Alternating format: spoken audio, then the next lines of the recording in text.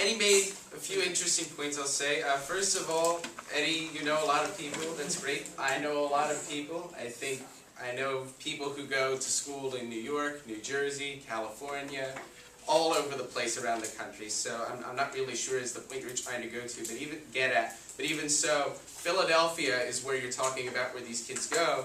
And here in the Northeast and here in an urban setting, economics and business is still a prevalent business, per se, for lack of a better term.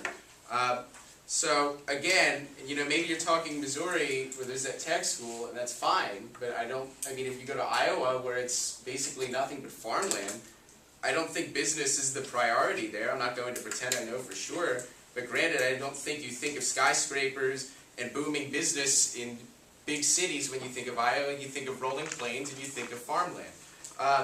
Also, the tech school and then Eastern itself, again, it's a great opportunity, but in case I didn't make the point clear before, Eastern is not compulsory schooling, and I limited this topic to compulsory schooling. This is not the kind of thing where people are required to do it. Compulsory schooling is schooling that people are required to do, and Eastern does not fall into that category. So in addition, I'll say, first of all, it's the first time I've been called a communist, and hopefully the last. But my point with the whole government argument was that,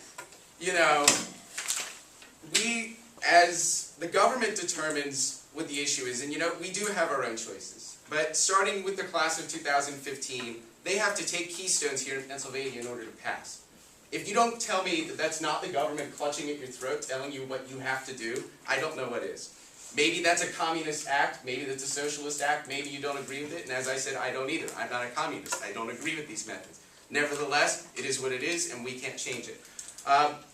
As for the whole of preparing for the future with guidance counselors and everything, well, that's great with all of college, but what about the kids who don't go to college?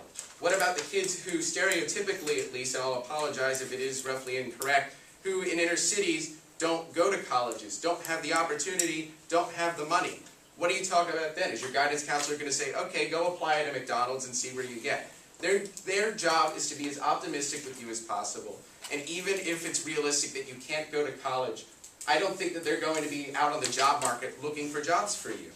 And lastly, just with teachers, I mean, Mr. Redican shows expression, but that's not all teachers. And I emphasize teachers at the elementary and middle school levels for that reason, because that's where the standardized testing is prevalent. So ladies and gentlemen, we live in a world where our present and future generations are primed for failure. They will not be ready for the real world unless they are taught how to handle society, and based on their current path, it's not bound to happen. Don't let your kids suffer the same grim fate today's generation has.